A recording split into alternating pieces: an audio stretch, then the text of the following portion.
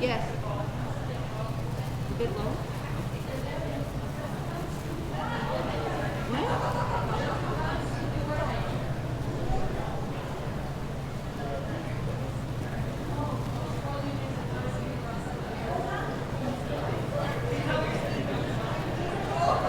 Hey, Holly. Do you get nervous at all before events like this now?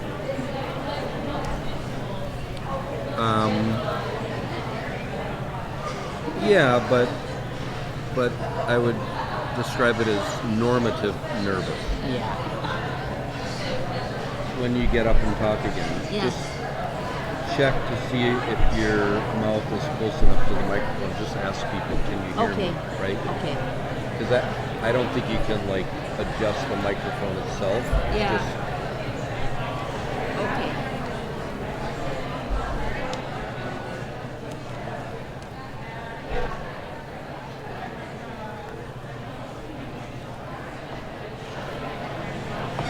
I have one friend who deals with his nerves in a very interesting way. I'll tell you at the bar what Okay. it is. I'll be waiting. I'll be waiting with bated breath to find out what that is. Don't say that, you'll make me nervous. Sorry.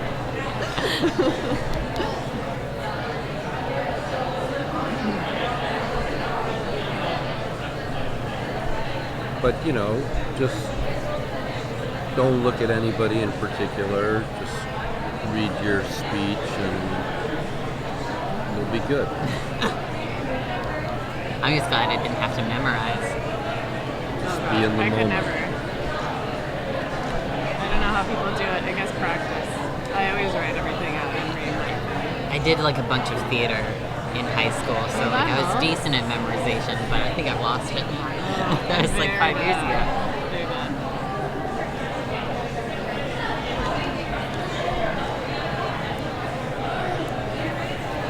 All right, let's get started. Can everybody hear me? If you can't hear me, you're not going to be able to hear me say, can you not hear me? So, even the people in the front row can't hear. Now you can hear me. Okay. All right. My name's Erin Graham.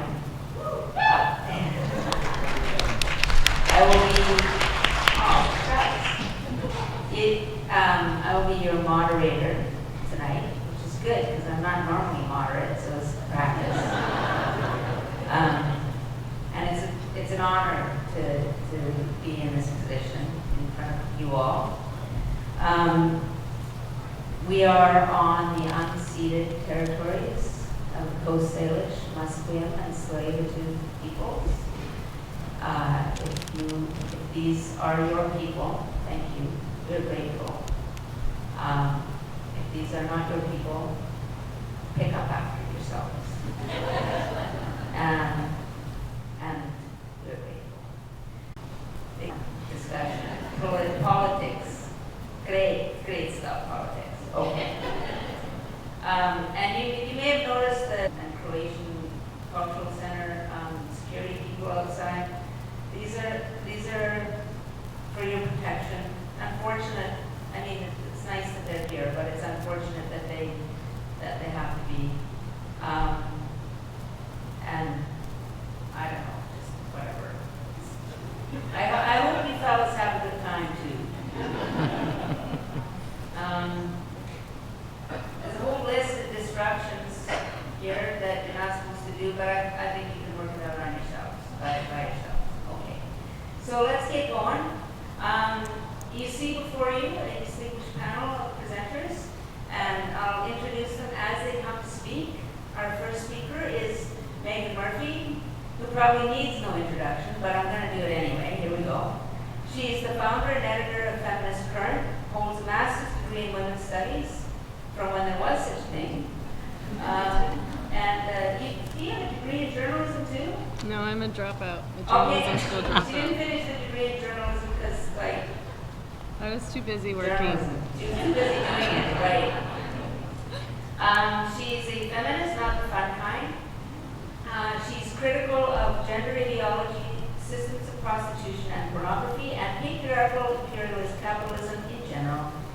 also a little famous for getting banned for permanent forever from Twitter, for which she is suing Twitter. So we'll keep you posted about that.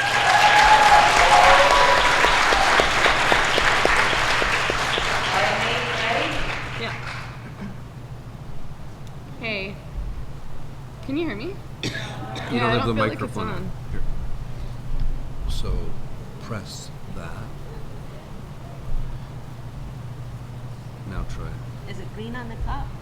Hello? Not yet.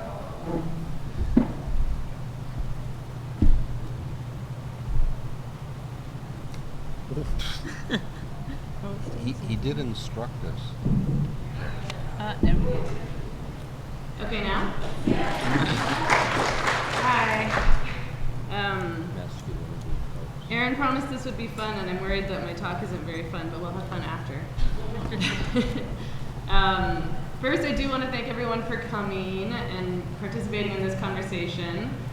For some reason, it continues to be incredibly controversial to discuss the idea that biological sex exists. And for some reason, people who claim to care about kids, gender non-conforming kids, so-called trans kids, kids with various personalities and interests, don't want to consider or even discuss the impacts and implications of transitioning children on children, and what the impacts of transitioning children might be as they become adults. For some reason, it continues to be unacceptable to discuss the fact that lesbian youth are being transitioned to become heterosexual men. And for some reason, it is hateful and dangerous to discuss the way girls might be impacted by legislation and policies that demand they share change rooms with men. For some reason, to suggest males have different bodies than females, which offer them an advantage in sport, has been deemed hateful, despite the very clear injustice to young women being made to compete against young men in athletics. So, thank you for joining us in this room to talk about this very controversial issue I like to call material reality. I also want to thank the Croatian Cultural Center for hosting us and for refusing to back down.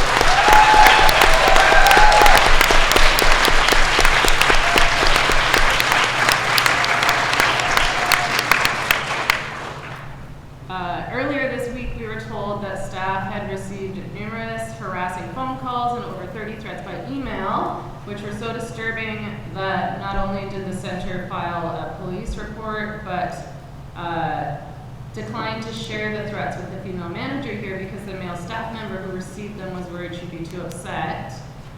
And today we were told that they've been flooded with threats, telling them not to have the event or else. So I appreciate that the center told us outright that they support free speech, and that they found it incredibly ironic that while it was trans activists who were making these threats, it's us they've accused of being hateful.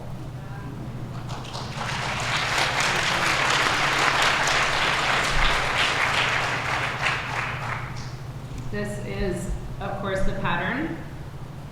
Despite the countless violent, misogynist threats directed at me online, and to be fair, I actually did see one young woman offering some constructive advice online, which was that I should get eyebrows.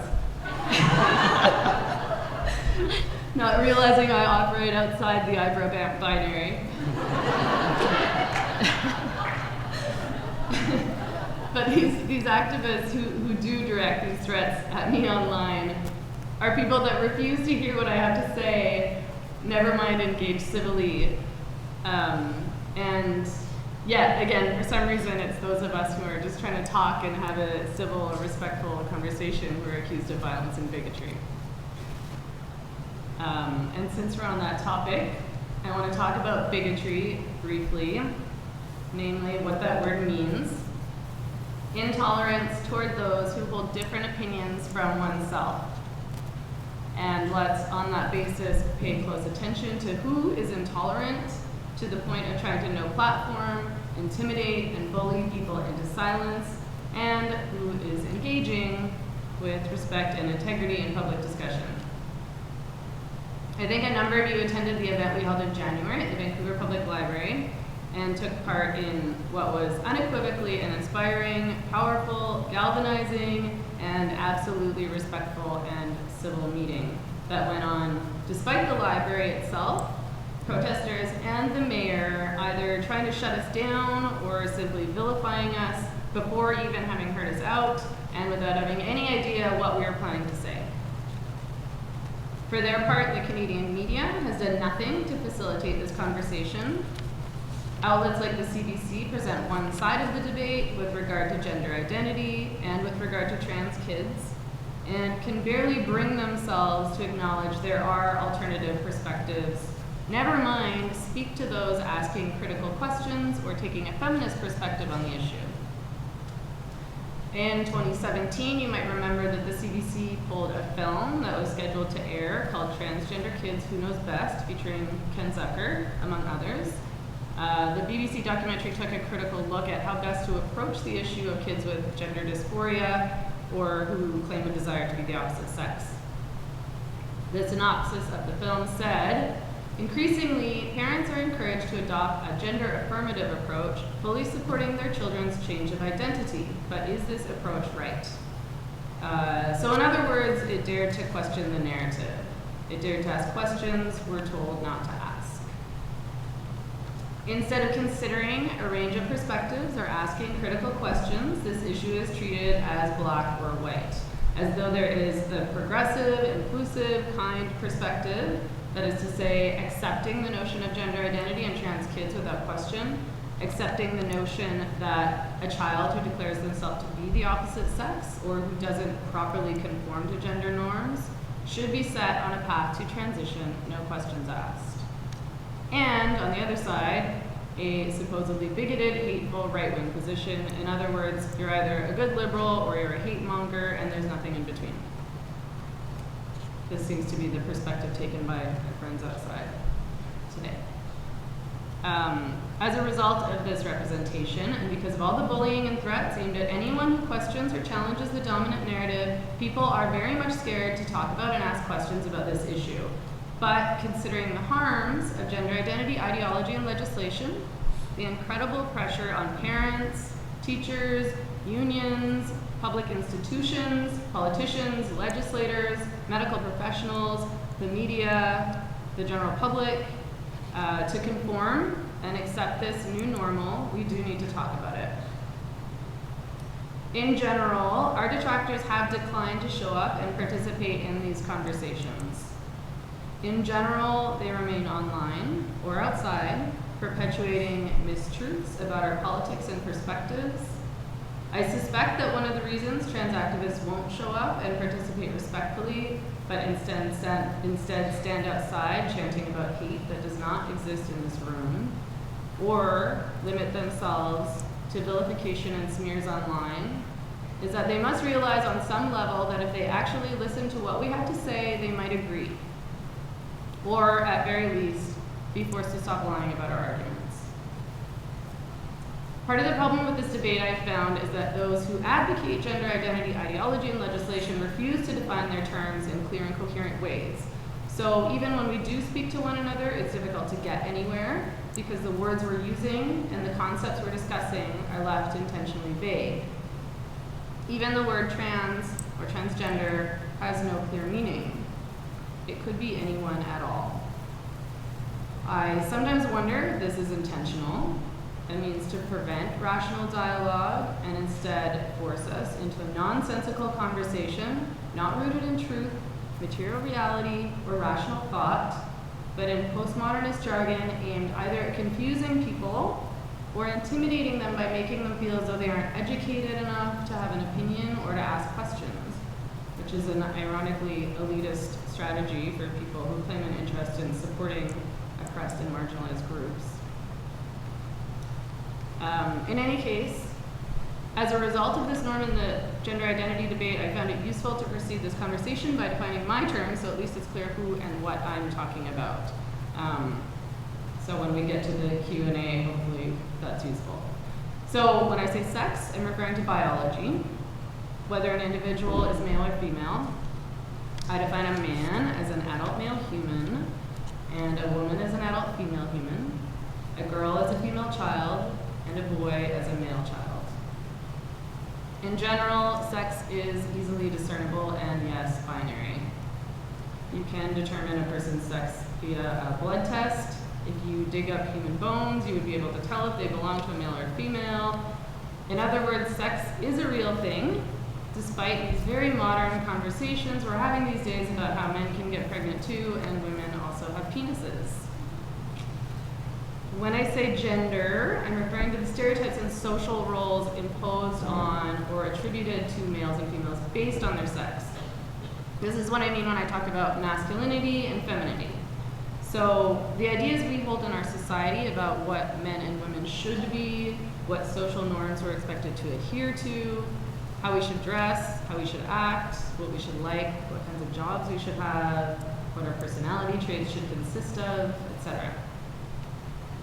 When I say trans activist, I'm not specifically or necessarily talking about trans-identified people. I'm talking about any person who promotes and supports gender identity ideology and legislation. When I say gender identity ideology or transgender ideology, I'm referring to the idea that it's possible for an individual to be born in the wrong body, or that it's possible for a person to change sex. When I talk about gender identity legislation, I'm referring to legislation and policies that allow people to self-identify as any sex they like and to access facilities, spaces, political positions, shelters, jobs, grants, universities, sports competitions, etc. on that basis. I do not use the word cis, which is a word created by trans activists to refer to people whose gender identity matches their sex. This is because I don't have a gender identity, and moreover, no one does.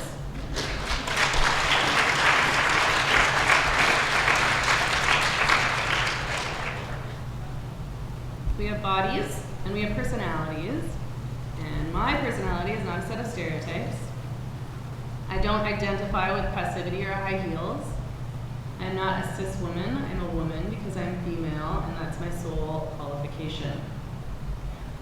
I believe that males and females can have all kinds of personalities. I believe that boys and girls should be allowed to play with whichever toys they like and wear whichever clothes they like, regardless of whether or not those clothes and toys are designated for girls or for boys. I don't believe all females are inherently passive, irrational, emotional, and drawn to makeup and stilettos. I don't believe that all males are inherently unemotional, rational, and aggressive and drawn to sports and trucks.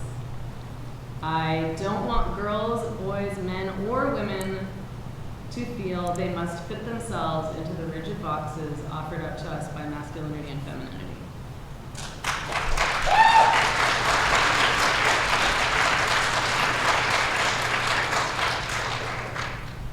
I want people to be themselves and to be free to live their lives in ways that feel fulfilling and authentic to them. I don't believe any person should be discriminated against or harassed because they step outside the gender stereotypes laid out for us and enforced on us in so many ways. As a feminist, I think we should encourage people to step out of those stereotypes.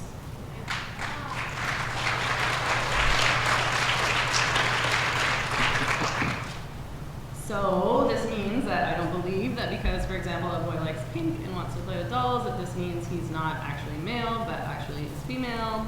I don't believe that a girl who wants to cut her hair short and avoid the objectifying male gaze as she enters into puberty must actually then be a boy. I don't believe there's such a thing as a trans kid. There's nothing wrong with any child's body or their sex.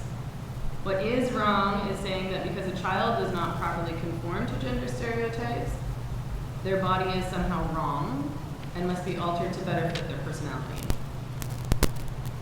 Feminism has long advocated for children to be themselves and against bullying boys who show emotion or want to wear girls' clothes, and against telling girls they mustn't roughhouse or that they should be seen and not heard. So one of the reasons I challenge gender identity ideology is because I think it's regressive, sexist, and nonsensical. I think it limits us rather than allowing us a full range of options as human beings with diverse interests and personality traits. I think it puts forth an incredibly rigid understanding of gender and treats biological, material reality as something intangible and subject to youthful whims and hair dye. I also think it has incredibly negative impacts on women and girls in particular. So I don't think it's appropriate for men to be allowed to access girls' change rooms. I don't care what he feels or what kind of clothes he wears.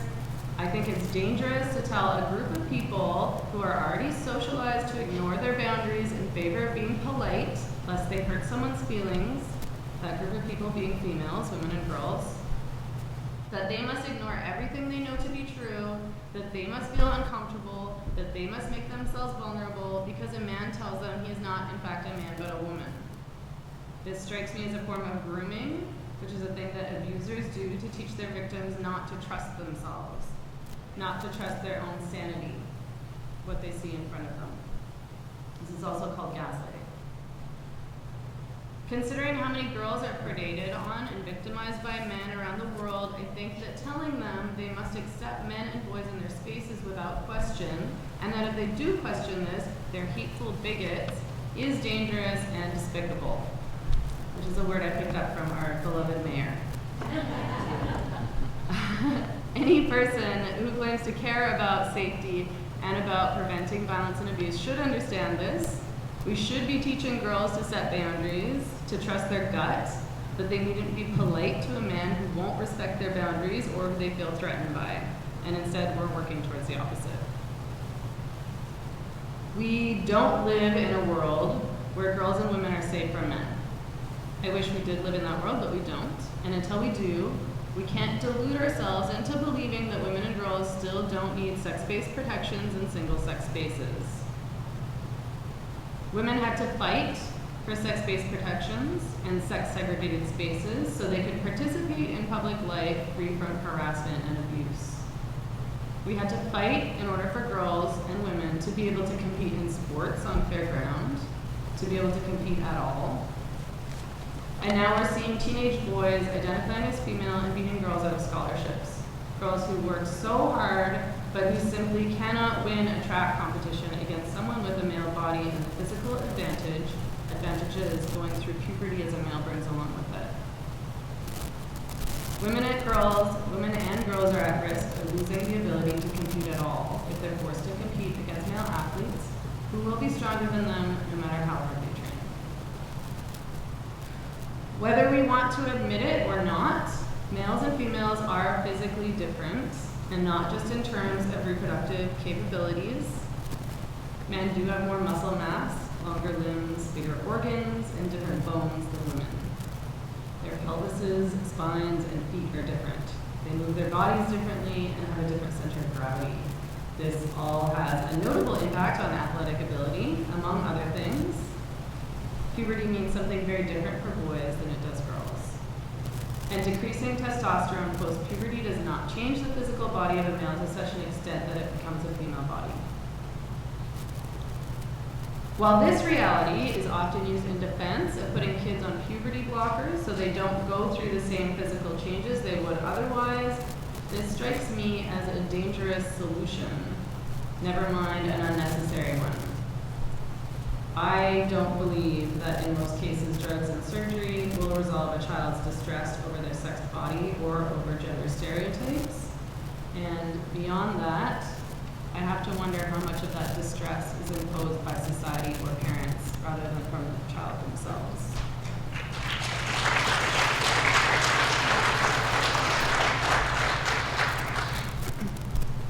Because I say things like this, I've been accused of lacking empathy. But I see no empathy for women and girls in trans activism. I see no empathy for the girls who will lose scholarships and opportunities to boys who can easily beat them in athletic competitions. I see no empathy for women and girls who don't feel comfortable with naked men in their change rooms at the pool. I see no empathy for the youth being put on hormones that will have a lasting impact on them, including permanent sterilization, all to accommodate adults who don't want to see trans ideology questioned under any circumstances. I see no empathy for the women and their children who will have nowhere to turn if their local transition house is defunded on account of a woman-only policy. I see no empathy for the 14 female estheticians who were asked to give a male a Brazilian bikini wax, then dragged to court when they declined, saying they only offered the service to women. I see no empathy for the girls allegedly predated on by this man, who is being protected by our very liberal, very progressive society that is choosing to put male feelings and desires above all else under the guise of inclusion, thanks to transactivism. Women and girls are being told they may not have boundaries, that they may not say no to men. This goes against so much of what feminism stands for and has accomplished over decades. What women have fought for over the past century is under attack, and we're calling it progress. We still don't know all the impacts putting kids on hormones in order to prevent them from going through puberty on account of their so-called gender identity have, but we do know there are consequences. And the fact that we aren't even allowed to consider these consequences, never mind pose a challenge to these ideas and practices in a public space, is not progress. It is, in my opinion, incredibly dangerous, and I'm quite positive that we'll look back on this trend not only with regret, but with shame that we didn't do something more, that we didn't stand up, and that we didn't speak out before it was too late.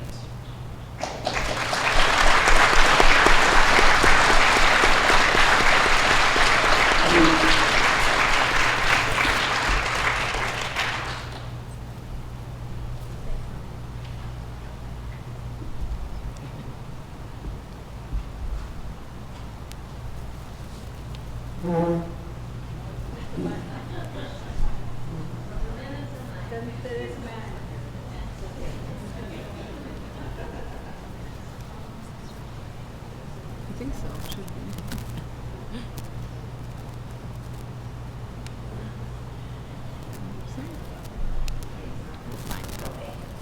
Thank you, Megan. Sorry about the fuss with the mic. All right, we're off to a roaring start. Now, it's my pleasure to introduce you to Dagny. Great young woman.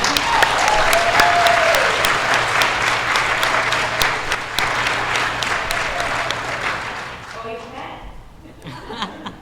She is one of 4 founders of the Pique Resilience Project. For those of you Googling it, it's P-I-Q-U-E, Pique Resilience Project, an initiative created to spread awareness of detransition.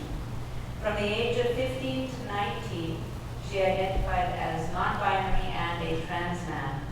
She is now a 22-year-old woman living in Montana. I don't think that's a Montana accent. It's just a little Alberta, so I'm close.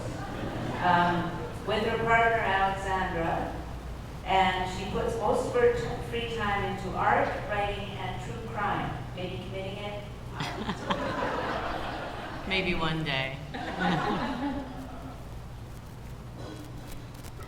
Unfortunately, I'm going to repeat a lot of what Erin just said, but my name is Dagny. I'm a detransitioner.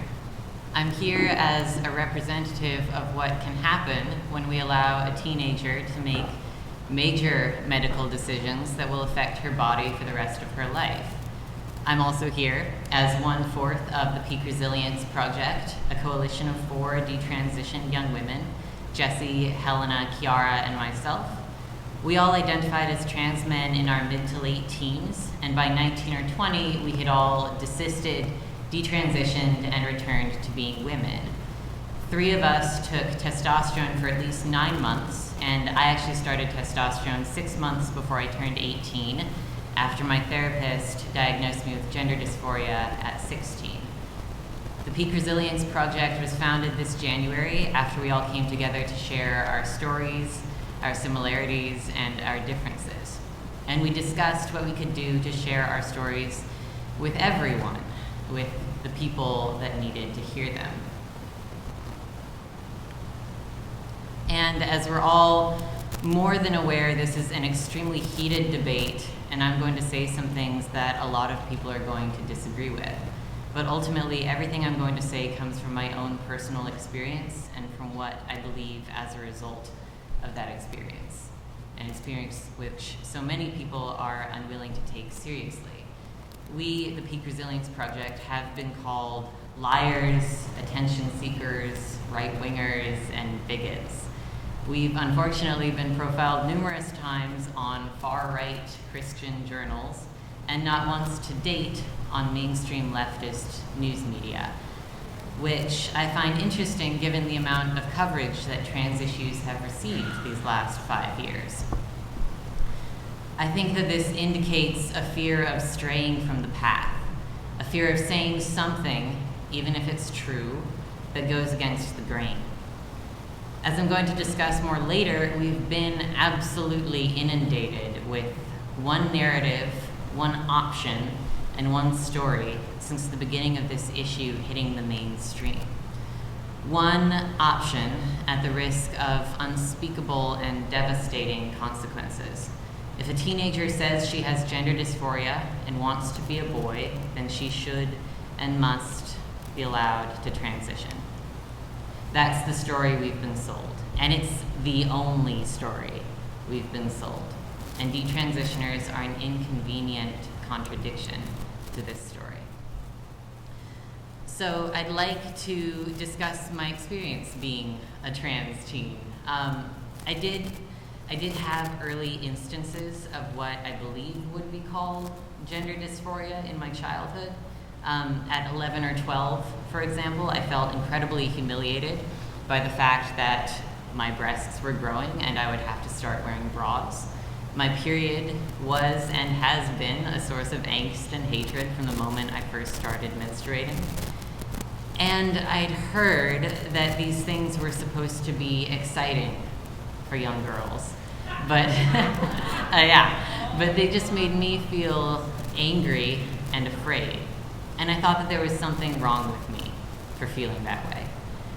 And maybe most predictive and most embarrassing, I had a Yahoo Answers account. And when I was in 7th grade, I made a post with the title that was something like, "I'm a 12-year-old girl, but I want to be a boy." And I remember that the answers were mostly quite dismissive, but there were a few that instructed me, a 12-year-old, to look into transsexual surgeries. But I didn't like any of the answers.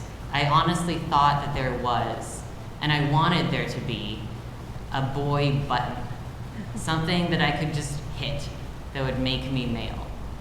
My family isn't religious at all, but I remember being that age and lying in my bed at night and telling God in my head that I would start going to church if I woke up a boy. But my dysphoria eventually exploded when I turned 15. This was when I started to actually identify as trans. And like so many other trans teenagers, I first started courting my own trans identity because of 2 factors in my life. One, I had trans friends, 2 of them, both of them older than me, both of them female to male or FTM like me, and both of whom I looked up to. And 2, I had a sharp increase in my social media use. I was never very active on social media before I was 15, but within months of creating an account on Tumblr and following several LGBTQ resource blogs, I had decided that I was non-binary. And that identity was more of a game to me. It was a fun distraction, a quirk that could make me special and interesting, if not to others, then at least to myself. And then that wasn't enough, and I wondered, should I take this further? And how far can I take it? And I graduated to fully identifying as a trans man, and I threw myself headlong into the traditional process of being trans. New name, new pronouns, new clothes, new binder. I started to get very, very serious about starting hormones, and it stopped being a game. And the first place I tried on this new identity as a trans man was online. And I just want to say that I think it's incredibly important for everyone, parents, yes, obviously, but also teenagers and therapists and lawmakers to understand what kind of impact social media can have on a developing mind. I, in essence, became a different person after I started using Tumblr. It's an unhealthy, upsetting, and toxic environment to even observe, let alone participate in as a teenager. And unfortunately, it's also way too broad of a topic for me to fully cover right here, right now. So I would recommend reading Helena's expose on Tumblr's culture. There's one part available now on our website, piqueresilienceproject.com, and 2 more parts to come. And I would say that it's vital reading if we're going to begin to understand how so many teenagers can feel and how they can regard the world after using social media. But to paraphrase my online experience, being affected and surrounded by that level of groupthink, that level of moral policing, and the constant implicit threats of social exposure and ostracization made me an intensely internal and anxious person. It made me paranoid about the motives of people around me. I saw my parents as bigots because Tumblr told me to, because they held out for so long to prevent me from starting hormones. Anyone that slipped up even once and misgendered me was, according to Tumblr, an enemy. And one incident, one she, had the ability to make me absolutely hate someone. And as an impressionable and insecure teenager, the only place I felt safe was in my head, after being exposed to Tumblr's version of morality and justice, and a place where I would never be misgendered. And while I didn't feel safe online either, I couldn't allow myself to critique my online peers. Even though I had learned all of these unhealthy beliefs and behaviors from them, they had also taught me that they held the moral high ground. So I adopted and I parroted Tumblr's ideals, and my identity was unconditionally validated. And one of these unhealthy beliefs I held was, as I discussed earlier, the belief that if you have gender dysphoria, you must transition. Anyone that appeared to stand in my way was a transphobe, was equivalent to an alt-right bigot. If I myself questioned my actions, I was suffering from internalized transphobia. And no matter how much genuine concern others may have had for me, by now a miserable 16-year-old, they were committing an unforgivable act if they just asked me why.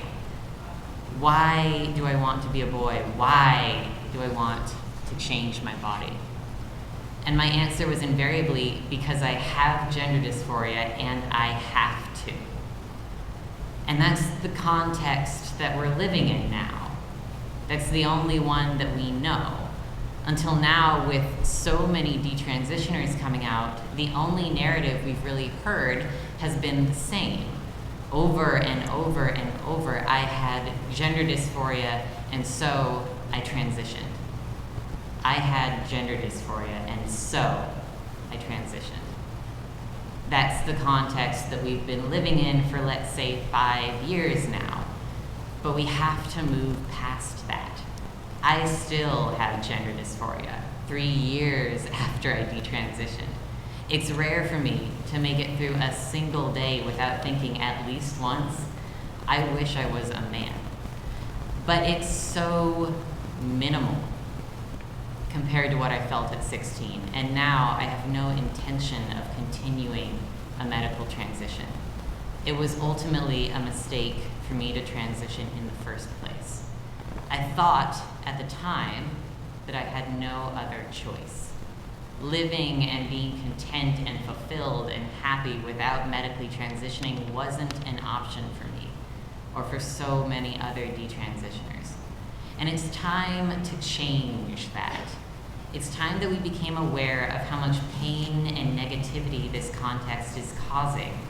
The fact that I thought I had only one option was an incredible source of misery, desperation, terror, and obsession for me.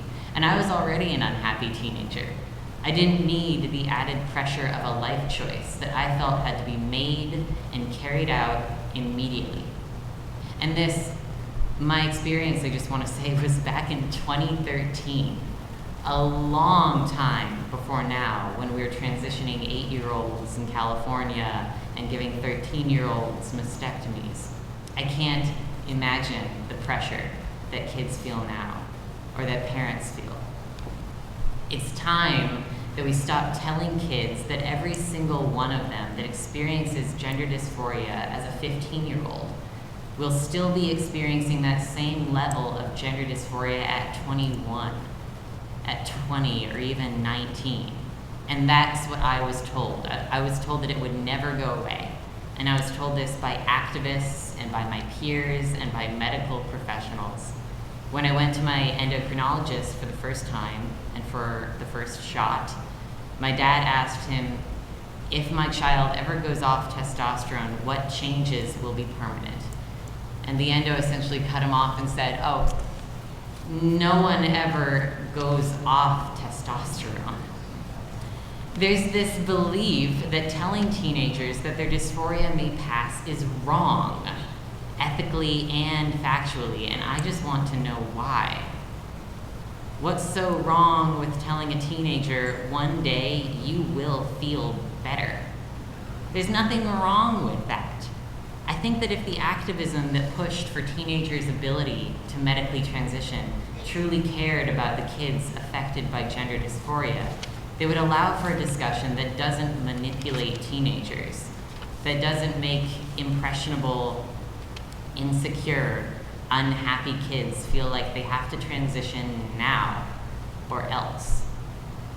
So we need to change the narrative. That's my intent. That's a larger intent of the Pique Resilience Project, to diversify the narrative. We only have one mainstream story, and we need more. And slowly we're getting more. The detransition narrative is growing. It's getting bigger, and more people are hearing detransitioner stories every day. And by extension, too, we're starting to see the first glimpses of a third narrative. The PRP has received at least 2 messages from parents telling us that their teenagers, after watching videos about detransitioning, decided that they have rapid onset gender dysphoria, or ROGD, and that they would not transition.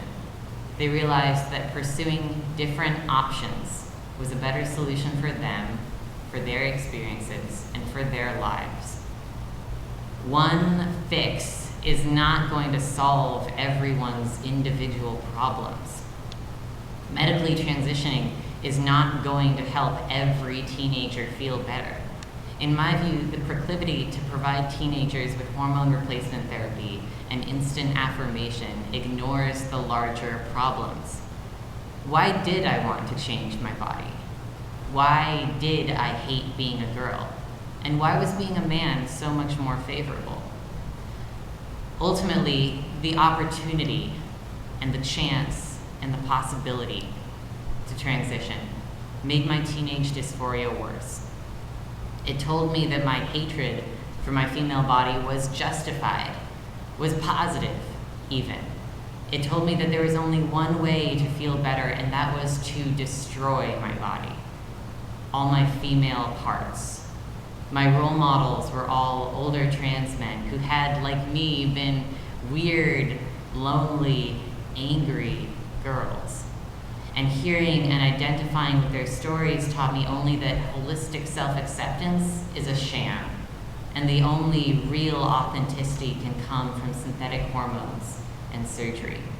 There was no room for me to love myself if my identity depended on self-hatred and self-destruction.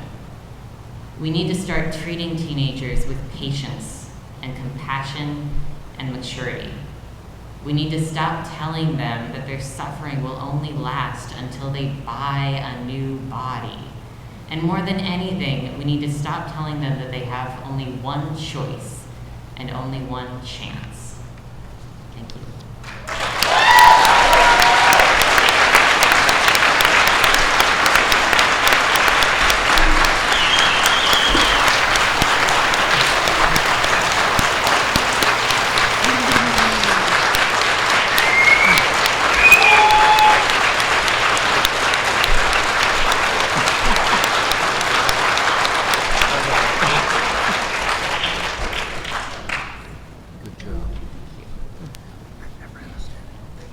Thank you,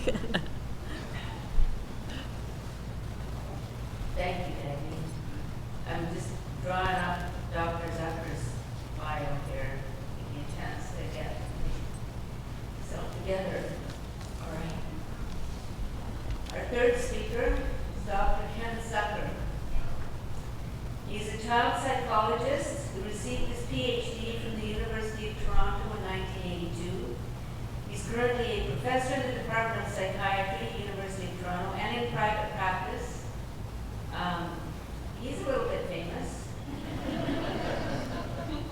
He's a bit like humble about the famous part here, but anyway. Ken was the chair of the 2013 DSM-5, the Diagnostic and Statistical Manual of Mental Disorders Work Group on Sexual and Gender Identity Disorders, and has been the editor of Archives of Sexual Behavior since 2002. Since 1976, Ken has worked clinically with both children and adolescents with gender dysphoria and their families.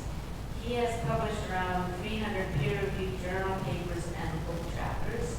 He's a U.S. citizen living in voluntary exile in Canada since 1975. I know what that's about. Dr. Zucker. I'll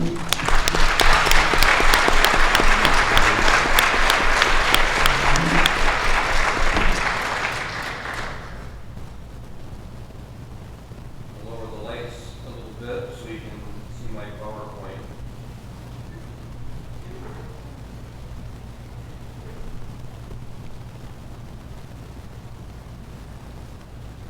I think this may well be the most, can you hear me back there? Are we okay? This may be the most daunting audience I've ever spoken to. So I told Dagny I was really nervous.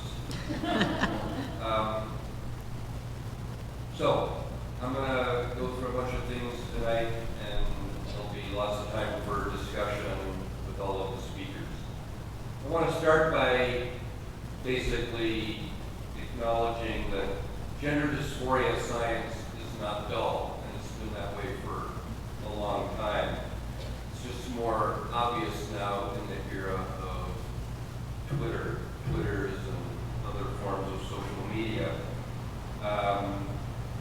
Sheila Jeffries, a lesbian feminist from Australia, wrote in 2014 this particular quote. Transgenderism is but one way in which gender hurts people and societies. Transgenderism depends for its very existence on the idea that there is an essence of gender, a psychology and pattern of behavior which is suited to persons with particular bodies and identities. This is the opposite of the feminist view, which is that the idea of gender is the foundation of the political system of male domination. Now, one of the things that's really interesting about gender politics nowadays is that I find it very hard to tell the left from the right, as exemplified in Escher's drawing hands lithograph from 1948. When I was the chair of the DSM-5 work group, there were a lot of people who didn't like that I was the chair.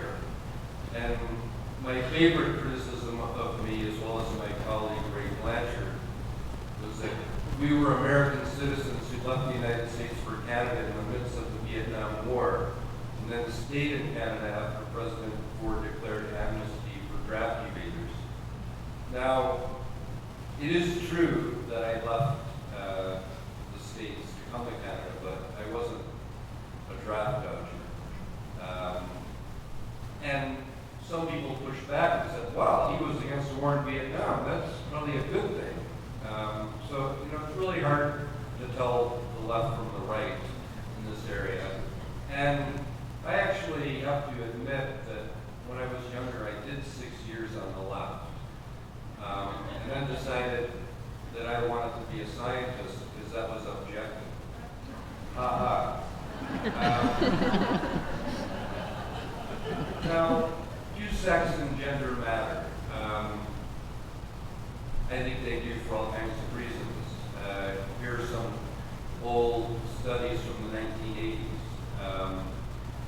reading about birth announcements in the newspapers. It's a girl, not it's a blonde. We'll observe that the majority of verbal comments made by parents shortly after the birth of a newborn pertain to the infant's sex. And then another study found that 80% of the initial questions by friends of parents pertain to the baby's sex. The single most frequently asked question was, is it a boy or a girl? Now, if we zoom up to 2019, what does the contemporary gendered social scene look like in the West, and how is it relevant to contemporary clinical practice?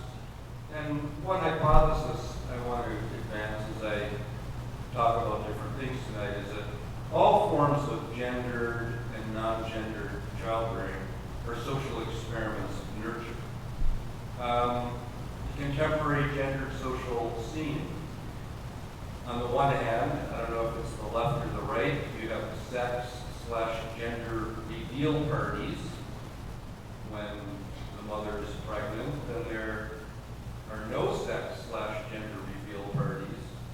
And then the latest development, which I think will be great raw data for new PhD theses, is the idea of gender-neutral child rearing, or the rearing of babies. So, you can go on the internet and you'll find thousands of different pictures showing gender reveal parties on the one side. And on the other side, we have these interesting stories like the one from Toronto in 2011, where the parents decided not only to not announce the gender of their newborn, but not to announce the newborn's sex. And this created a tremendous deal of interest. Why are these parents refusing to identify the sex or gender of their third-born child, known as Baby Storm? 6 years later, Baby Storm has the purple hair in the middle, and we know that Baby Storm at age 6 uses she and her pronouns, but we still don't know Baby Storm's sex. I just found out who Pink was when looking for these slides, which says something probably more about me. Why some parents are raising gender-neutral babies, and this has become more frequent over the last few years. And just last week, a 10-year-old was featured who is not a boy or a girl. I am who I am. Now, tonight, I want to talk to you about 4 topics. I'm going to talk to you about prepubertal gender social transition in children and ask, is this new type of psychosocial treatment for children with gender dysphoria iatrogenic? Second topic is suicidality in adolescents with gender dysphoria, addressing the I'd rather have a trans kid than a dead kid trope. Third, I want to talk to you about the new sex ratio of adolescents with gender dysphoria. How do we understand it? And then I'll talk about ROGE as a new clinical phenomenon. And these, I think, are some of the most important and acute issues in this field, and that's why I wanted to go over them. And I'm obviously going to be able to talk about these in skeletal form, but certainly you can email me and I'll send you the PowerPoint and you can study it and so on and so forth. So, what happens to children with gender dysphoria as they grow up? And just to review, we don't have to review it in detail, but by gender dysphoria in children, I use the DSM-5 criteria for gender dysphoria, where to meet the diagnosis, you have to have at least 6 of these 8 criteria. Earlier versions of the DSM were somewhat different, but I think more similar than different. Well, when one sees a child anywhere between the ages of 3 and 12, a developmental clinician myself wants to know, well, what happens to them when they grow up? And one of the things that we talk about is what percentage of these kids persist with gender dysphoria as they grow up, what percentage desist. And over the years, there's been a number of follow-up studies, one as early as 1968, but the more major ones have been published over the last 10 or so years, plus one very important study in 1987 by a psychiatrist named Richard Green. Now, all of the kids that were in these follow-up studies, it's important to be aware of the therapeutic context. So some of these kids may have had an assessment, but no type of treatment. Other kids would have had an assessment and then what might be called the watchful waiting approach, where the clinician says, don't do too much one way or the other. And then some of these kids may have had a more active treatment to reduce their gender dysphoria. And that treatment would have been of various types, as you can read in the slide. So what happens to these kids when you follow them up? And what one can see is, with one exception, the vast majority of these kids seem to desist. In other words, they don't grow up and to continue to have gender dysphoria. So the two follow-up studies we did in Toronto, one of natal females and one of natal males, we found a persistent rate of gender dysphoria at about 12%. So in other words, in our samples, 88% of the kids with gender dysphoria did not appear to have gender dysphoria when they were adolescents or young adults. And that's important to keep in mind in the context of prepubertal gender social transition, which I'll talk about in a minute. One thing that's important is to also be aware of what the follow-up studies of children show with regard to sexual orientation. So for example, if we look across 3 data sets, one from Los Angeles, one from the Netherlands, and one from Toronto, with regard to natal males, you can see that the majority of these boys with gender dysphoria, when they were adolescents or young adults, were primarily sexually attracted to other males, and most of them identified as gay men. Now, over the last 12 years, prepubertal gender social transition has emerged as another type of psychosocial treatment. And it was begun to get popularized in the mid-2000s, articles in the New York Times, etc. The poster child for early social transition was a young child who had the name of Jazz Jennings. Jazz Jennings has a show about her life on the Learning Channel, wrote a book a few years ago called I Am Jazz. And one important page in the book, which I think is very relevant for some of the debates, is that Jazz writes, I have a girl brain but a boy body. This is called transgender. I was born this way. And Jazz showed a lot of gender variant behavior as a very young child, socially transitioned in early childhood. And last year, at age 17, Jazz is being wheeled into the surgical chamber for gender-affirming surgery.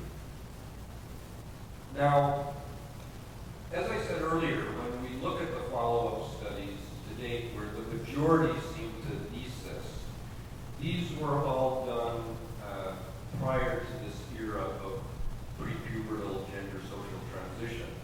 There's only one study by my colleagues in the Netherlands that included some kids who had made at least a partial, if not complete, prepubertal social transition. And I'm going to just show you how you might think about these results. So these are the birth assigned males.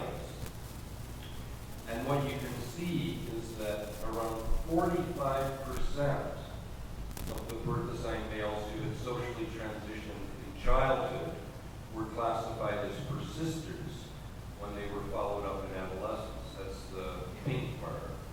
Whereas only around 5% of the males who had not socially transitioned in childhood continued to have gender. Sorry, I'm going to say that differently. Of the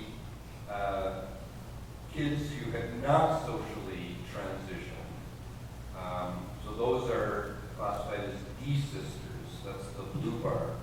Only a very small percentage had at least partially socially transitioned in childhood. So what I get from this slide is that pre-pubertal social transition increases the odds that one may persist in having gender dysphoria in adolescence or later.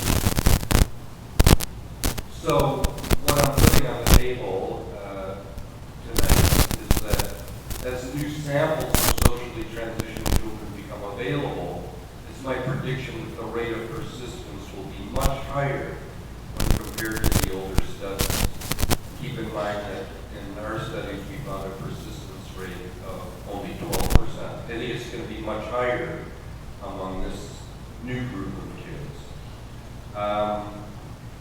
And if you think about it in the context of, if the goal of therapy of any type is to reduce gender dysphoria, there are different pathways to desistance. So one could be active therapy, one could be watchful waiting, but one can also reduce gender dysphoria by socially transitioning a child.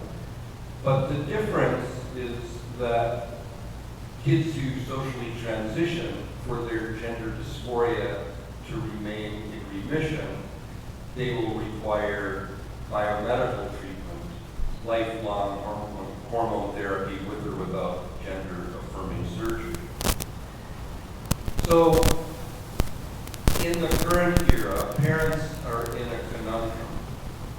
Which therapeutic approach should they take to reduce gender dysphoria in their child?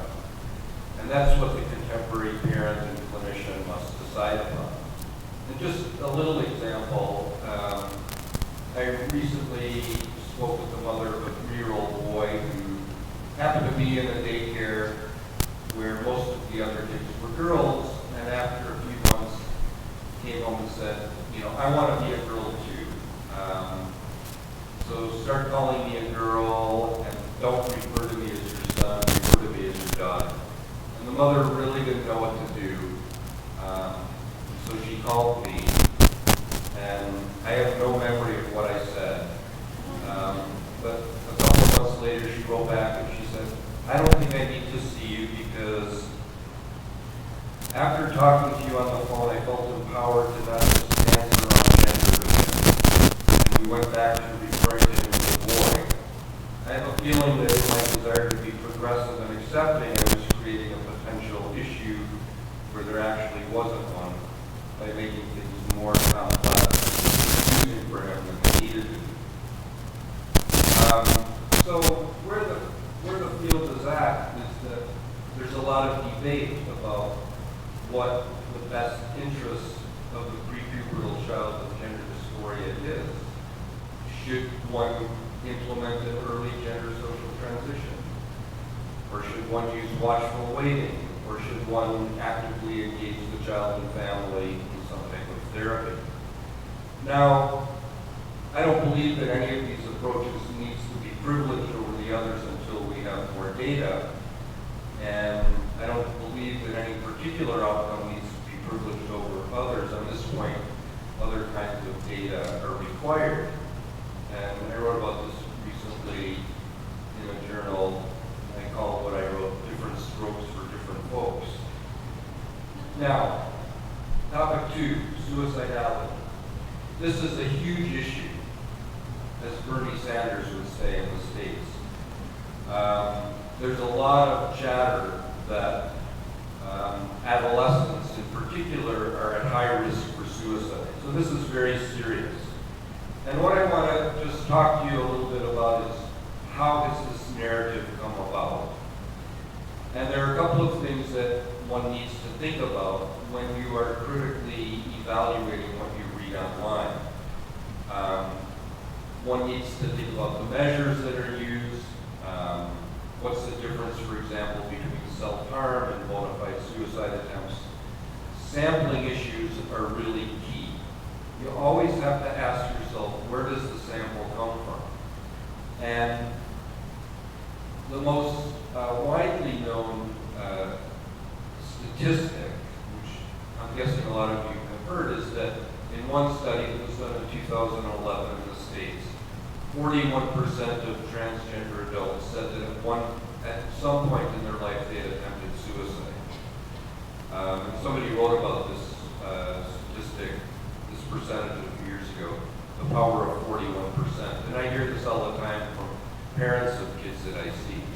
But one has to remember that this was a completely non-representative sample of adults who identified as transgender. It was some online study. So you actually have no idea if that value is representative of the trans population in general. It could be an overestimate, it could be accurate, or it could be an underestimate. And the other thing one has to ask is, does one use any comparison groups? So what do we know about suicidality in adolescents in general? And that focus has been something I've done a number of studies on. Now, if you look at samples of trans adolescents outside of the clinic, most of them are non-representative community samples, but there are now 2 representative community samples of high school kids where the kids are identified as either trans or non-trans. So this is a study from California in 2017. Percentage of trans students who acknowledged suicidal ideation in the past 12 months was about twice as high as non-transgender students, 33 to 18%. Another study that just came out last year, suicide attempts in the past 12 months, and you can see of the trans females, 50% reported suicide attempts. That's even higher than the 41%. Whereas the trans males was 30%, both values much higher than female and male high school students. If you look at clinical samples, where studies have been published, you see rates for suicidal ideation, self-harm, suicide attempts. And not surprisingly, suicidal ideation is higher than suicide attempts. But here's the thing with regard to methodological issues. In that study, in the representative high school student studies, in my view, comparison to cisgender, I don't like that word, Megan, but I put it in for another audience. I didn't want to be shot. Comparison to cisgender adolescents per se is not satisfying to me as a comparison group. An additional comparison group would be cisgender adolescents with, let's say, one specific mental health issue: depression, anxiety, substance misuse. And in the clinical sample studies, none of them published to date have used any comparison groups. And me and my colleagues are the only ones that have used comparison groups. And so I'm going to just very briefly show you about some data on adolescents with gender dysphoria from 3 clinics: Toronto, Amsterdam, and London, UK. And we have both the parent and the youth fill out a commonly used questionnaire where a couple of the items pertain to suicidal ideation and suicide attempts. And what we also have is a large database kids referred for any type of mental health issue. Those are referred youth. And then there are non-referred youth. These are kids who have never been referred for mental health services. And those two groups are the key comparison, in my opinion. The specific suicidal items are talks about killing self or deliberately harm self or attempt suicide. Now, item 18 is not a great item because it sort of inflates self-harm with bona fide suicide attempts, but this is what we have to work with. And I'd like to show you a couple of examples. So these are assigned females at birth. Parent report about talking about killing themselves. So we have the 3 clinics, Toronto, Amsterdam, and London. Now, look at the percentages for those 3 clinics with the non-referred youth, way higher. Non-referred youth rarely talk about killing themselves. But the key is, look at the yellow bar, referred youth being referred for anything other than gender dysphoria. Very similar to the adolescent females with gender dysphoria. We get pretty much the same thing. This is self-report by the kids themselves, talking about killing oneself, way higher than non-referred youth, but fairly similar to referred youth in general. And then 2 items about actual self-harm or suicide attempts, again, very similar. The key is that all of the kids are way higher than non-referred youth. Now, in a broader context, one of the things that's important is to realize that adolescents with gender dysphoria, on average, have a whole range of behavioral and emotional problems. On average, there's variability. You have to take that into account.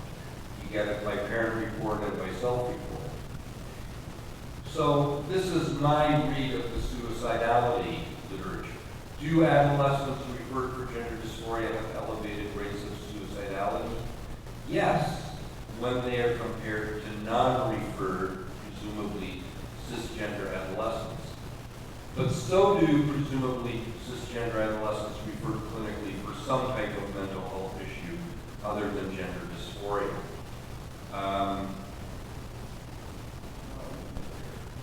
Now, in terms of what predicts suicidality, there are lots of things we've looked at, but one of the most important things is how many behavior problems these kids have in general. The more their parents or the kid himself or herself reports various behavioral and emotional problems, the more likely they are to endorse the suicidality items. So suicidality should always be done in the context of the assessment of general behavioral and emotional problems.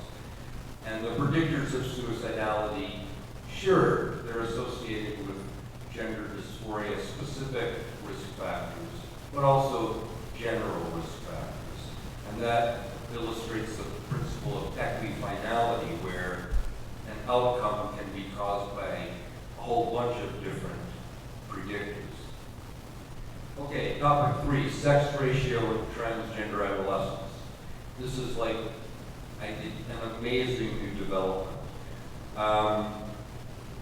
In our clinic in Toronto, we started to notice in the mid-2000s that all of a sudden we were seeing more adolescents. In the old days, like going back to the mid-70s, we always were seeing more children than adolescents, but that started to change in the mid-2000s, and then, as this graph shows, in the 2008 to 2011 period, we actually saw more adolescents than we saw children. These are data from the London, UK clinic, where the number of new kids being referred has increased dramatically in the last number of years, primarily adolescents. Now, as part of this general increase in the referral of adolescents, we noted in the mid-2000s that something else was happening. that there seemed to be a shift in the sex of the adolescents being referred from one that had for many years, if not decades, favored males to one that was favoring females. And we published this 4 years ago. So you can see that between 1976 and 2005, only 32% of the adolescents we saw were biological females, but 2006 to 2013, that had flipped, and now we were seeing more females than males. In the same paper, we also collected data from the Amsterdam clinic, and you can see the same thing.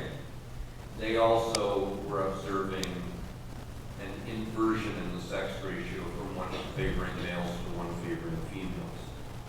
Over the last few years, I've been spending time to see how generalizable are these data beyond Toronto and Amsterdam.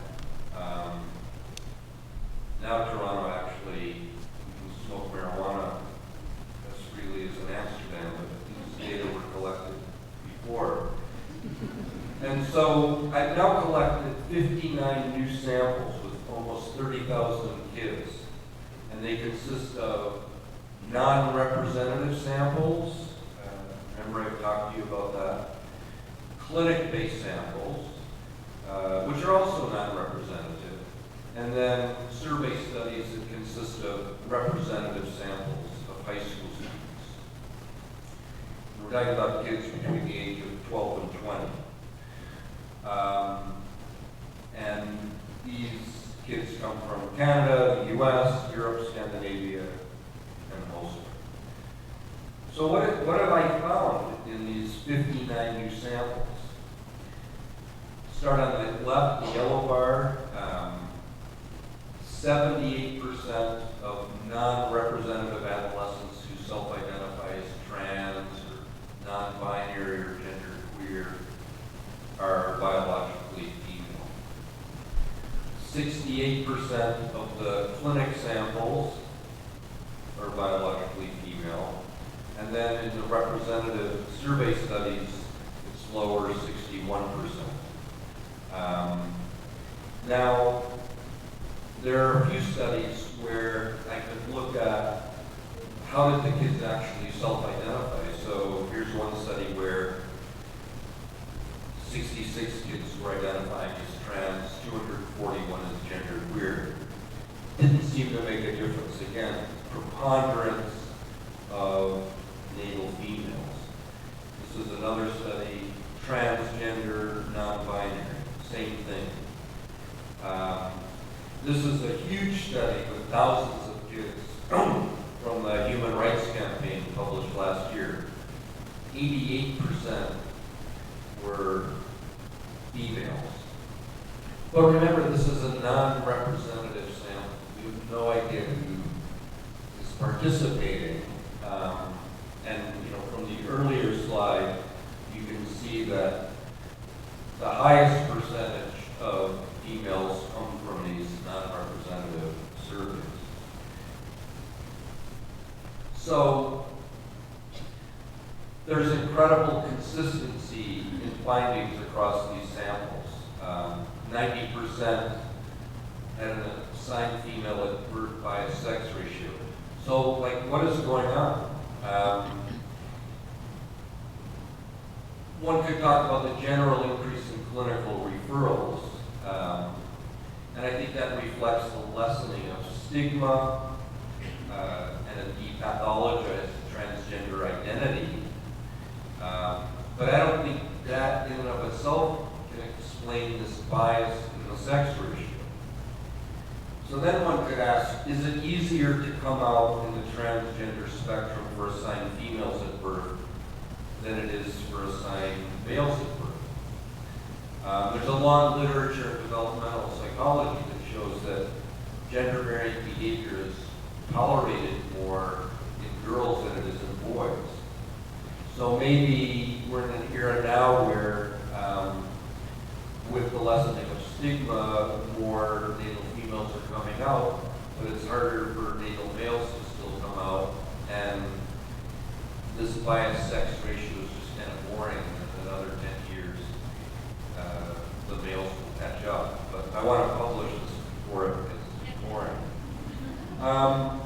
The thing that's puzzling to me, though, is that if there has always been greater latitude in gender-varying behavior for females, why, as Meghan in a sense was alluding to in her talk tonight, why are there more natal females identifying as male? Because there's always been more tolerance for gender-varying behavior in girls. And in the literature, certainly in other forums, there's been a lot of writing about the disappearance of the masculine so-called butch lesbian. I know there are big debates about this in the community. Availability of biomedical treatments, that could explain the increase in referrals, but I still don't know if that explains this altered sex ratio. Now, in contrast to the argument that there's more latitude for gender-varying behavior in girls, some people talk about there being new forms of gender role expectations for adolescent girls, which comes from objectification theory. If you are not a girly girl, then you must be a trans boy. And lastly, is the trans spectrum a contemporary site for adolescents who are trying to figure out who they are? And this identity uncertainty affects assigned females at birth more than it does assigned males at birth. And I, as a clinician, take this argument, or this hypothesis, reasonably seriously. And sometimes I'll say to parents, you know, if it was 1969, your kid would be in the Hague in San Francisco. And if it was the 90s, your kid would be goth. And you can kind of guess where I was.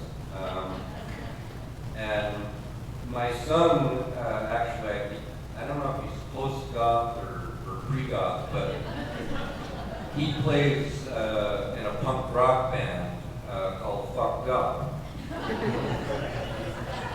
which I think is his way of thanking me for my good parenting. They're quite popular. They've been all over the world, and it's more well known than me. Now, there are other sex differences besides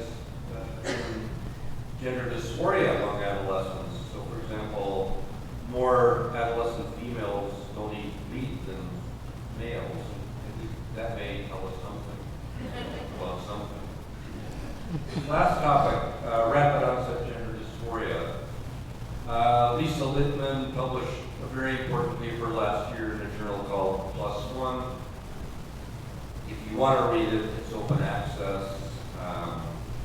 Her paper as of last week has had something like 160,000 downloads, which is really an incredible number.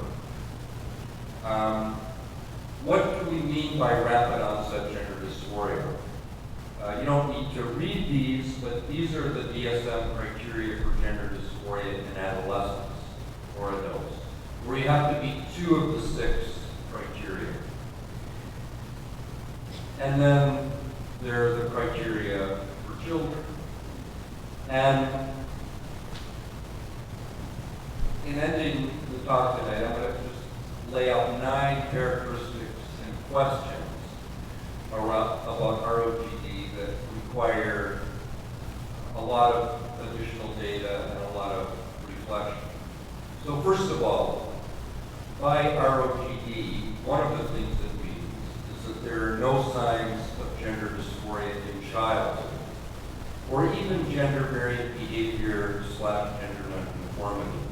So if I sit in a room and go through the criteria for gender dysphoria in childhood, say say, age 3 up to age 11, parents would basically say, no, my kid had none of these. And the majority of the adolescents who I think might be ROGD themselves would say, no, I didn't have any of these things. But they do meet the criteria for gender dysphoria at the present time. The onset begins in middle school, grade 7 or 8, if not later, and sometimes much later. And what a lot of the parents say is that this seemed to come out of the blue. We didn't see it coming. So far, this appears to be more common in birth-assigned females than birth-assigned males. Now, in early onset gender dysphoria, so in other words, kids who would meet the diagnostic criteria for gender dysphoria in childhood, sexual orientation is almost always androphilic in birth-assigned males, and almost always gynophilic in birth-assigned females. In ROGD, in my opinion, sexual orientation is much more variable. You can ask me about that later. There's no evidence of co-occurring transvestic fetishism or autogynephilia or autoandromy. I'll test you on what those mean later. Now, if gender dysphoria in childhood is the strongest predictor of gender dysphoria in adolescence, and if this predictor is absent, what are the best candidate predictors for ROGD? And I think that that is open to discussion.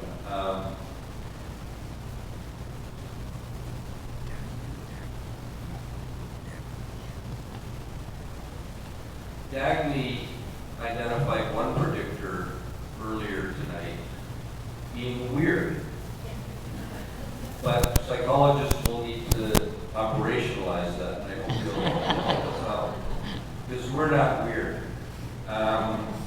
But we need to really develop some candidate predictors.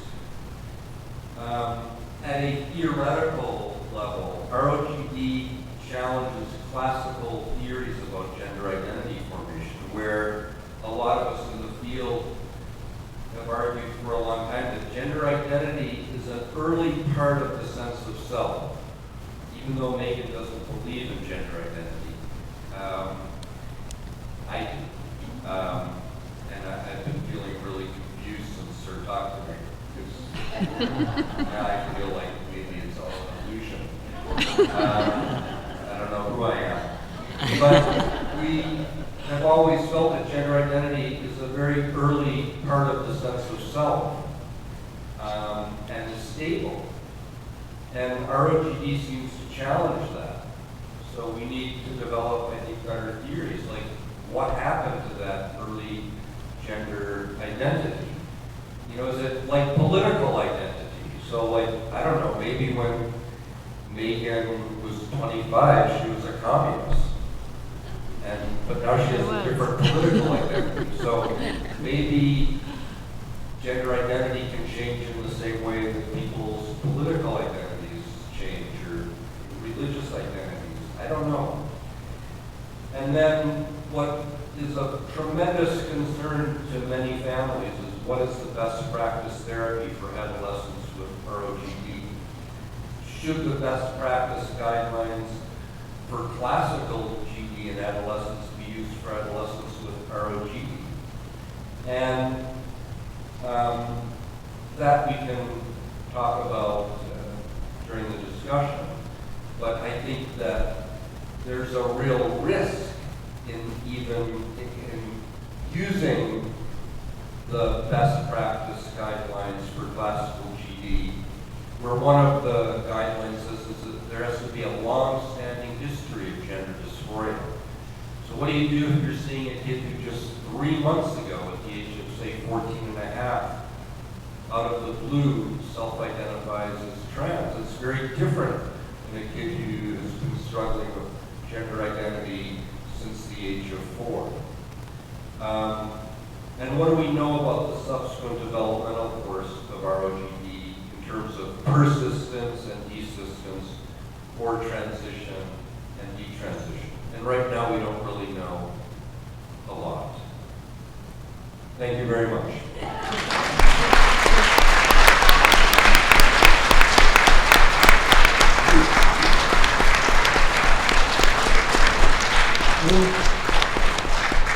How'd that go? How'd that Thank go? you, Dr. Zucker. All right, everybody. I think it might be time to have a little stretch. Wait. Oh, yeah, you can stand up and stretch. Or you can do this fun thing. So everybody rub your hands together. Stomp your feet. Snap your fingers. No, somebody clap. And keep stomping. And keep pressing your fingers. It's supposed to sound like a storm. It's not, I'm not doing it right or something. Sorry. There we go. So just enough of that. Well, that was fantastic, I thought. Another round of applause, just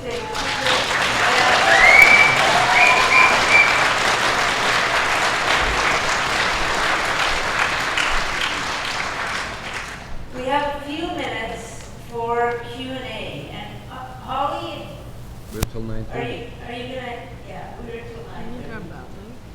Holly, doesn't matter, as long as it's turned on, sure. Yeah, Do you want to take this? can't figure out how to push buttons. Careful instruction, okay.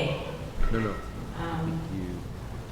So here's how it's going to go for the comments and Q&A. If you could keep your comments to a limited number, I'm gonna point to the speakers that I see, and Holly's gonna go and hold the mic for you to speak into. Then I will repeat your question if you have a question. If you just have a comment, then just speak loudly. Okay, oh my goodness, so I saw a hand over here, and a hand over here, and 3 over here. So, okay, and then 1 over there. So go here. This young fellow on the end. Was it you, or were you just stretching? Oh, no more stretching. Okay. There's, you had your hand up in the blue there? Okay. Hey, why don't we just have people line up? I have a question for Dr. Schenker in particular, and also a question for the audience. Dr. Murphy. Dr. Schenker, Who's that? in your fabulous slides, and I'm so happy you're introducing actual science into this discussion, you mentioned that the persistence rates were based on samples of males, and the suicide rates, males at birth, assigned male at birth, and the suicide rates were based on samples assigned to female at birth. I'm wondering if you have any data for the opposite, and also in terms of when it happened in time. If the studies were done 20 years ago, that's not catching the cohort of girls who are coming up and transitioning who are now in their teens or early 20s. So do you have anything to say about that, and also about the suicide rate for girls in general in adolescence compared to trans girls?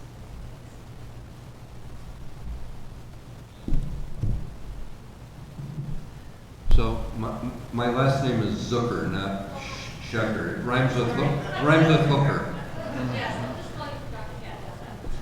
Yeah, Ken is fine. So first of all, with regard to the follow-up studies, it was too quick, obviously, to assimilate, but the data are for both males and females. So in Toronto, we found a persistence rate of 12% for females and 12% for males. That's one thing. And two, our suicidality data is on both biological males and females. I just was presenting a couple of examples. And I would also just be careful not to say suicide, but suicidality, because none of these samples are assessing completed suicides, right? And I would say the data are more similar than different for males and females with regard to suicidality. It contributes a little bit, that in some samples it's higher in people who were born female, but in others it's higher than those who were born male. Yeah. Okay, I saw 3 over there, so did you catch those 3? Yeah, keep your hands up, and Holly's gonna approach the women first.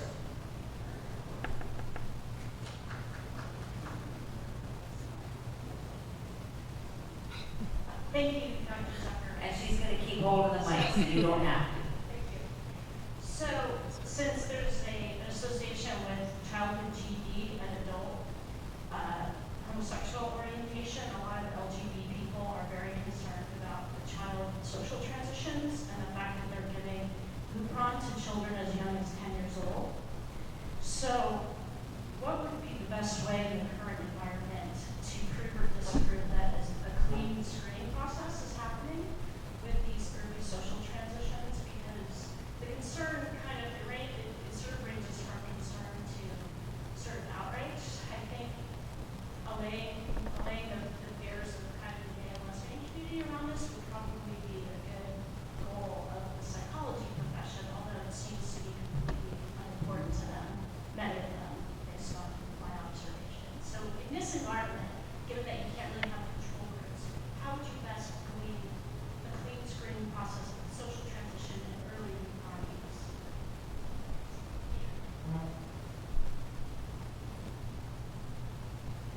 Let's see if I can get this. So, sorry, by a clean screen, where are you? By a clean screen process, do you mean? Are they increasing persistence with early social transition and how to improve that? Sir, can you use the microphone? How would you prove or disprove whether or not they're increasing persistence? Which, if they are increasing persistence, a lot of people see that as a human rights violation against gender non-conforming, minors that would otherwise outgrow GD. To me, this is the most important question that needs to be answered. How would you actually determine that, since you can't really do control groups and you have parents that love certain things? It seems to be a very low priority on a lot of the permanent model advocates list, really, from my sort of somewhat extensive research on this. How can we answer that question? To me, that's the question. So your question is, I'll try to maybe paraphrase a bit. So your question is that one of the criteria for gender dysphoria is persistence. So how do you decide what are the criteria for persistence? Like, why would the child persist if they were not encouraged? Is that Actually, something like it? the question is, does social transition possibly track a child into medical treatment?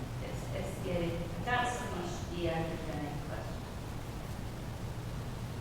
Okay, and you made a very important point that is also, I think, really important for the audience to appreciate in this field, which is the difficulty of doing randomized controlled treatment trials,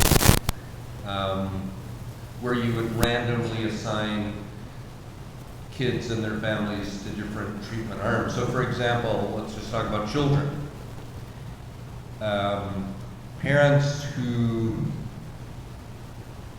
would really like to socially transition their kid, they would in no way agree to a trial of open-ended psychotherapy for say 6 months or a year to kind of see if one can explore the child's representational world.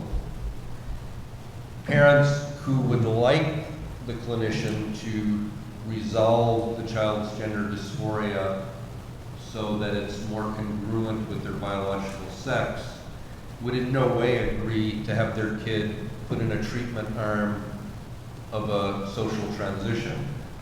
So it's very tough to do that, and nobody will do it.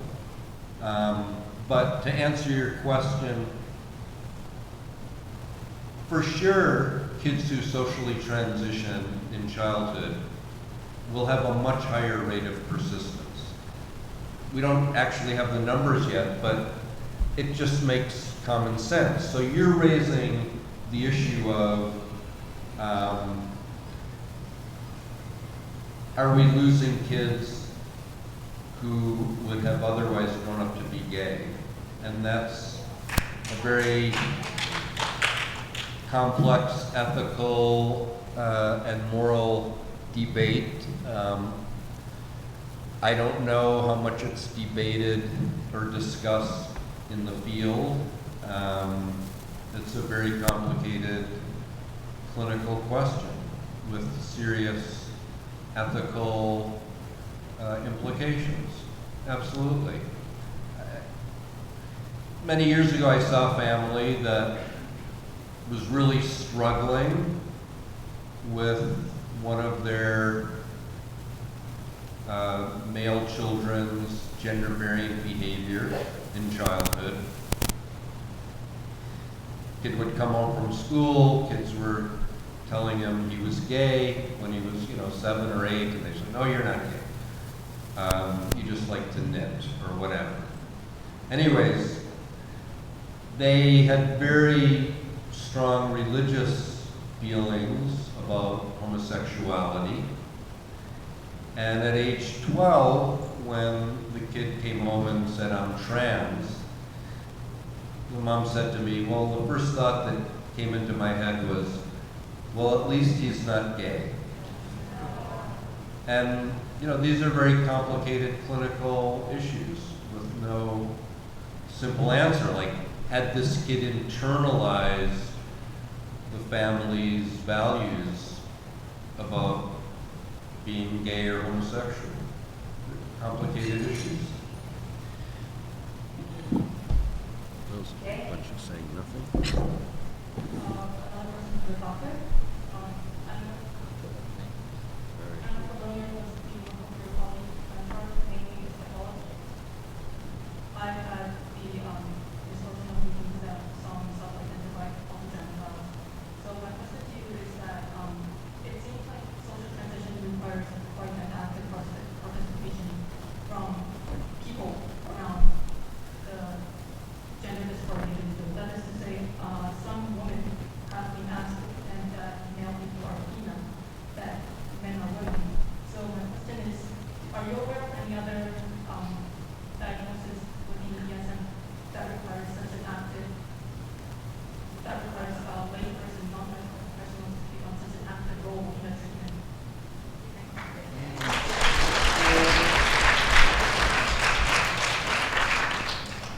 Oh, the question was, do you know of any other diagnosis in the DSM that requires you'll correct me if I'm wrong, that requires such active intervention on the part of the clinician? No? Outside validation. Oh, okay, yeah, okay. So the diagnosis depends upon the opinions and encouragement of people around us.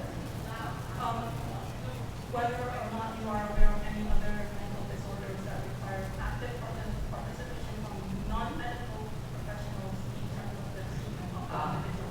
Right. So in order, the treatment for trans kids is often a buy-in from, I'm guessing this. Yeah, the buy-in from teachers and peers and the influence of other people who are non-medical. That's